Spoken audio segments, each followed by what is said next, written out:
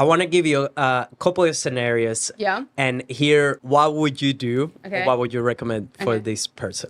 All right. Scenario 1, business owner making 10K per month and they want to buy their first investment property. Yeah. And their ultimate goal is to get 20K on passive income from properties. What should they do? Focus on your business.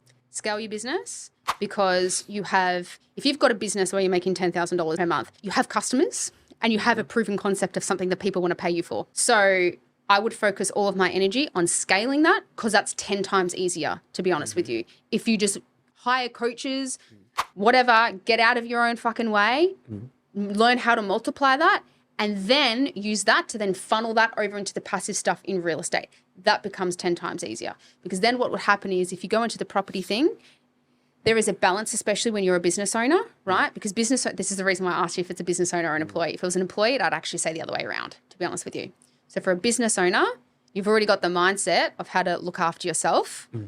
And you've probably got a bit of courage there to step forward and do some things that are outside of your comfort zone. So do that, because it's easier to make money, because your opportunity to make money is unlimited in business. So I would do that. Focus on business. Then once you've got a huge amount of cash flow in your business, we could talk about the numbers specifically, but that's what I would do. Focus on business. 10x that. Then the investing, the passive income over there in another channel is way easier. And then that can be set and forget. And that can be just something that you just make in your sleep. That's it. Because for business owners, typically your niche is business. Whatever you're selling a product on, focus on that. Absolutely, yeah. And reinvesting will pay way more than any stock or probably any house going up.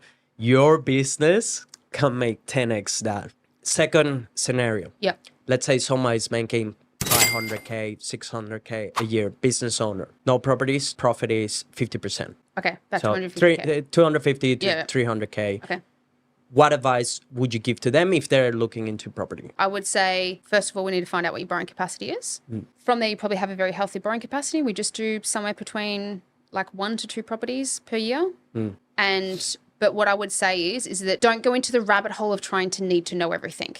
Just like business, outsource it to the experts. You'd probably need, honestly, if you wanted to do it the smart way and pay for professionals and everything, say about $100,000. $100,000 in cash.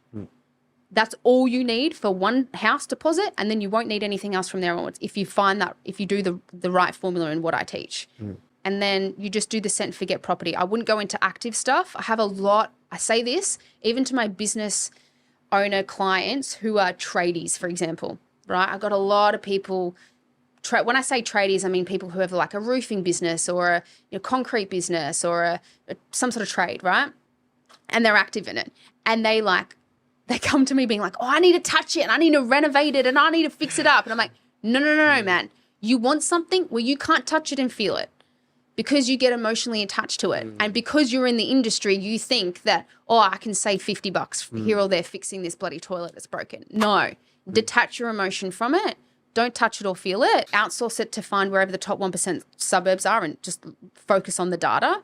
And leave it as a set and forget thing, because your energy and your focus is best spent on your business making more over here. Then when you make more over here in your business, you can 10x compounding over in another way whilst you sleep. It's easier to do that. Next scenario. Go. Someone that is making $1 million a year. Yeah. Let's assume that close to that is profit. Right. So let's say 800 to 1 million a year. They have one property, let's say. What should they do if they want to get, let's say, 100K coming on passive income? Passive income. Cool. That type of person probably has a high expense lifestyle as well. Say, cool, keep the lifestyle, man. It's all about getting the highest ROI in life. You've built what you have in business. So fuck yeah, spend the 500,000, right, per year, living a nice life. That'll give you a fucking decent life in Australia.